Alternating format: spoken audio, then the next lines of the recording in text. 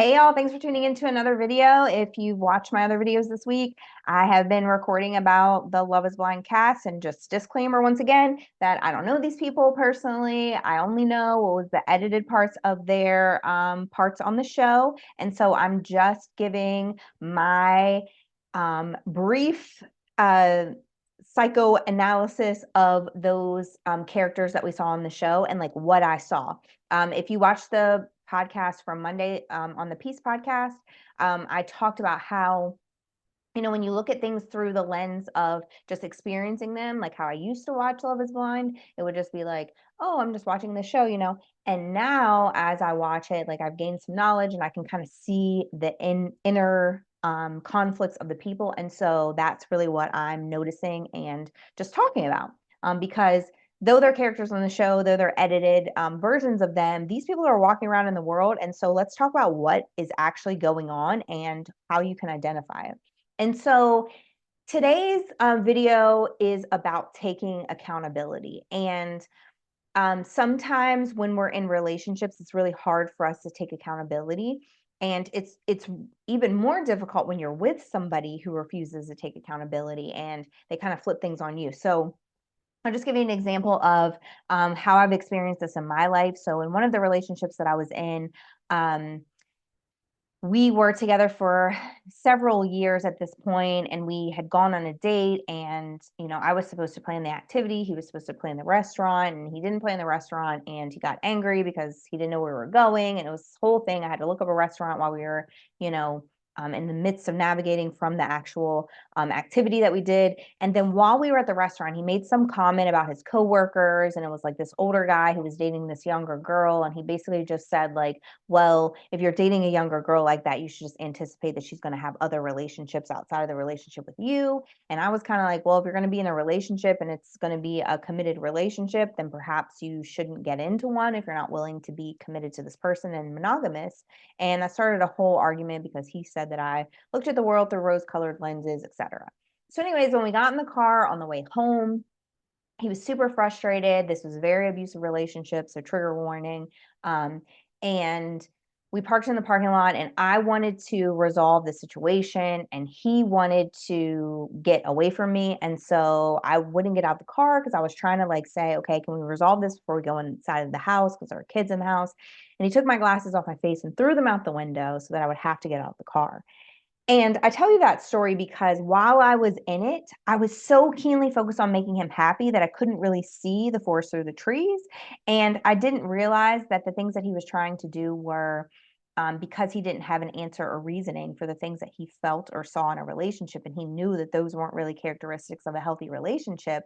In that instance, he needed me to get away from him because he didn't want to take accountability. And so I noticed that a lot in the show with two people, and they did it in two very different ways. And I'm going to start with Kenneth. And I know that, Kenneth didn't get a lot of time on the reunion show, but one of the things that he used was disassociation, right? And a lot of times we'll do this and we don't even realize we're doing it, or other people will do it, and it's super aggravating. And you're like, why do they do that? It's so annoying. But some people will disassociate. They'll either get on their device and scroll, which is what Kenneth was doing, or they'll occupy themselves with something else, their video game, another conversation. They'll kind of leave the situation. And it's really so that they don't have to take accountability. And while I know that this show is heavily edited, the way that it showed in the scene of the show was that, Kenneth and Brittany were having this conversation. It looked to be really late at night. She's talking about her innermost feelings. She's crying. She's like telling him, I just want to feel that spark like we felt before. And she's telling him how she feels about the way that he's behaving toward her. And he never alludes to the fact that his conversation with AD about how he didn't think that a white girl would be able to take care of or guide a child who's going to identify as Black in the world. And I say identify not to use Brittany's words, but because if your child is mixed, they do have white in them, but in the world, like the world kind of determines them as Black. And so I know this because I have kids who are biracial, and that's just the way the world sees them. And so she was kind of concerned with how a white mom was going to make that happen when she hadn't really experienced that before. And she shared that concern with him. And inside of that concern, he seems to kind of like distance himself from her. In the distancing, he never actually in the show communicates why there's that distance now. And so she feels like I'm doing something wrong. He kind of lets her feel that way. And then in the midst of the conversation, when she's crying and pouring her heart out to him, he disassociates. And then at the end of that conversation, he says, well, you're the one who feels like the spark isn't there. I can't make you feel that spark for me. So I don't know what to tell you, basically, in so many words. All of that is to escape accountability, because he doesn't want to just have the conversation that says, this is the way I feel based on the conversation that I just had. And so because I don't want the conflict or to have to deal with this concern, because I don't want to have to take accountability for now having this fear, I'm going to let you believe that it's your fault. And then I'm going to tell you that you have to do something to fix it. And there's nothing I can do about it. When in actuality, from the viewpoint that the viewers were seeing the show, it was all him, and he could have done everything about it. And so then everybody has this sympathy around how Brittany's feeling and, you know, the way that she was treated, etc. But a lot of people will disassociate, like I said, scroll, involve themselves in other people, even like take on a heavier workload so that they don't have to deal with themselves or the reality of their situation. And the deeper reason is because then you have to take accountability for the parts of it that are yours, the parts of it that you own. And so in that conversation, he never really takes accountability for any parts of why their situation has turned into what it is and why she feels disconnected from him, which really was him that disconnected from her. And we do that in life too. Like, I've been in spaces where I have pretended the relationship was something completely different than it was to kind of disassociate from the trauma of the relationship. But I've always been somebody who takes extreme accountability, probably to the point of a fault for my behavior and everyone else's. So I can't really resonate with this one, but I can resonate with being on the receiving end of it. And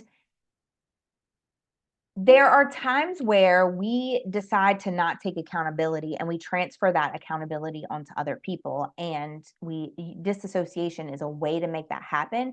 Now, Chelsea on the show, again, this is not me judging her, it's me talking about her behaviors inside of the show. Chelsea was an extreme self-sabotager. She needed to feel that heightened, chaotic feeling of love, the one where it's like, oh my God, I love you so much.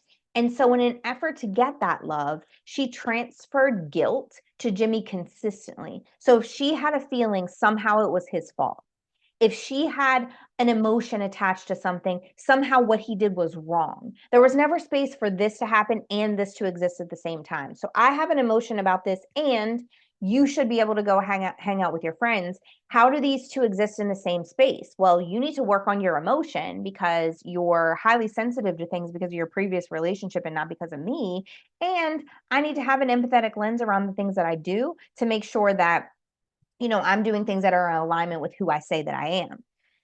But she consistently self-sabotaged. If everything was going fine, it was almost as if she couldn't deal in a space that was calm. So she had to create some chaos. And she does it in this one argument. And it was like a flashback for me because I've experienced this before from a partner, where she argues, she's trying to push her point. She's like, you're not listening. I need you to hear me. Da, da, da. She keeps doing it over and over and over again. And then when he hears her and he gets frustrated because she's trying to get him to change his perspective, which is not what hearing me is, then she pulls him closer to her and she's like, hey, it's me. And then she tries to kiss him and like love on him. Some people will self-sabotage because they need that heightened cortisol to feel love. It is a thing. And though it feels crazy to me because I'm just somebody who wants peace, I get it. Because if your family of origin was always chaotic, and that's the definition of love that you created, or your previous relationships were chaotic, and that's the definition of love that you created for those, then obviously you're going to create that same definition of love inside of a relationship. Now I have empathy for that because I can completely understand how, if that's what you think love is, that's a situation that you're going to create right now. If you've never felt like somebody considered you, then you're going to force a situation where you feel considered. It's a thing. It makes so much sense. And 95% of the problems that existed in the relationship on camera, what we saw, the edited version of the show, were her creating scenarios and situations that didn't exist, and they were heavily influenced by alcohol, which is another indicator of self-sabotage, because you can maintain that and control it. You can regulate your own emotions until your inhibitions are lowered, and then you require somebody else to regulate them because you can't do it yourself. And so, but again, the motive behind somebody who's a self-sabotager is to not take accountability. Because if I don't self-sabotage, if I don't create a situation here, then I have to take accountability for the fact that I am not as emotionally intelligent as I would like to be. I'm still dealing with the aftermath of the relationship that I was in previously, and my heart still hurts because of it. I still have the remnants of those psychological and emotional wounds that I'm dealing with. She never really took accountability for that, and the self-sabotaging started, because if I don't want to take accountability for my emotions, then I'm going to place the fault on you, transfer the guilt and blame to you so that you can be at fault for my emotions, so that I have a reason to feel this way. If I don't have a reason to feel this way externally, then I have to process why I feel this way internally. And somehow I've transitioned my brain to feel like that's my fault, and I'm not really good at taking fault.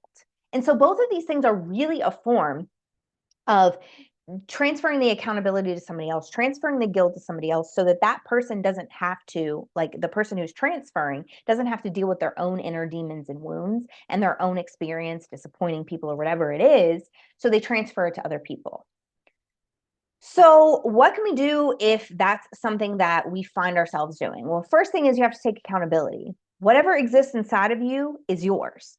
You have to determine why it exists, and perhaps the other person's behavior caused it and was the catalyst for it. And then you have to determine, am I willing to stay in this space if I'm consistently feeling like this? But there's still a measure of accountability that you have to take yourself. The second is place your expectations on yourself and respond accordingly. Oftentimes in these situations, like even in the Kenneth situation, he placed the expectation on Brittany to figure out what to do, instead of just taking the responsibility on himself to say, listen, there's nothing you can do to change how I feel right now, because this is how I feel. And in Chelsea's situation, instead of just saying, if this is the way that you're going to behave, it's triggering me, and perhaps I'm not ready to be a wife, or I'm not ready to be your wife because the things that you're doing consistently are triggering me, and I don't think I'm at a space at which I can heal inside of this space. And that's really taking accountability and having the expectations on yourself. It's a if this, then this. If this person does these things and I feel like this, then I'm not meant to be here. It's not a if the person does these things and I feel this way, then I'm going to blame the person, because I learned that very hard lesson inside of a toxic relationship. Like I was in that relationship for over 6 years, and I used to say, well, he does this, and so this is why I feel that way, and it's his fault. And though it was like, though the abusive behaviors were all him, I was accountable for staying. And so I could have said, if he does this again, then I'm leaving. There's my expectations placed on myself and acting accordingly. But instead, we want to say, well, I believe that the person can change, or I believe, like, I want this thing more than I'm willing to let go of the person. So I'm in love with the idea of this marriage working more than I am with the person. And so therefore, because in your brain, it can't make sense to say, I'm going to place this expectation on this other person for them to do things the way that I think they should do them, because ultimately that makes me feel safe. I'm going to place guilt and blame and shame on them in order to get them to do those things. But yet they're still my person. That's control. It's still control. If you have to control somebody, then they're not your person, and you're not meant to be in that space. Excuse me. And this is the heavy thing that I saw in both spaces. If you know it's not for you, just communicate that. Just communicate that. The thing that Kenneth didn't do that bothered me to my core, and again, don't know him, just talking about the edits, but the thing that he didn't do that bothered me to my core is just communicate with her. He's talking about he was on his phone that whole time because he had to communicate with the parents at his school, but he didn't communicate anything to her. He didn't say, right now I feel like this because of this conversation that I had with AD. Right now I feel like this because of this conversation that, or because of these feelings that resulted from that conversation. This is me, it is not you. And in the Chelsea situation, she could not accept that it just wasn't for her, because she was so in the weeds of trying to get him to see that if he would just behave the way that she thought that he would, that this would work. And perhaps it would have. but he's not there to fulfill some cookie cutter version that she's created, just like she wasn't there to do the same for him. And that is what not taking accountability looks like in a relationship. If you find yourself in those relationships, you really need to think about why are you there? Like, are you in that space because you have this like toxic tenacity, which I'm going to talk about in another video, or are you just trying to make something work that you know is a square peg in a round hole and continuously going on this loop with this person when they're not taking accountability, they're disassociating, they're self-sabotaging. I've been in that space and I completely get it. And you don't have to be there. You have a choice. Every single place that you're in life is a choice. Not to say that if something happens to you, it's your choice, but it is your choice how you respond to these things. It's your choice if you continue to stay in these spaces. And why am I sharing this when I usually share the word of God and all of these other things? Like, this is to me part of that, because if you're in bondage, because of your emotional state, if you're in bondage because of your relational state, you can't truly see the purpose that God has for you. And that purpose will not be able to come to fruition if your brain is so clouded by these relationships. So it really is me delving into the bondage that we sometimes find ourselves in. And oftentimes it's in relationship that keeps us distracted from the path that we're supposed to be in life. So thank you for tuning in to another video. Like and subscribe to my page. Go to my social media platform and follow me on all those, and plus my website. I appreciate you guys for tuning in every week, sharing the message, and continuing to subscribe to my page. Again, this is not me saying that I'm an expert on things. It's just me taking my wisdom and my personal experiences and sharing them with you to help people to find peace after dealing with toxic relationships or being in some sort of bondage. And finding that peace in a way that helps you to get on your healing journey, but also reach back to the people who are in the space that you just came from. So thanks again for tuning in, and I'll see you guys again for another video next week.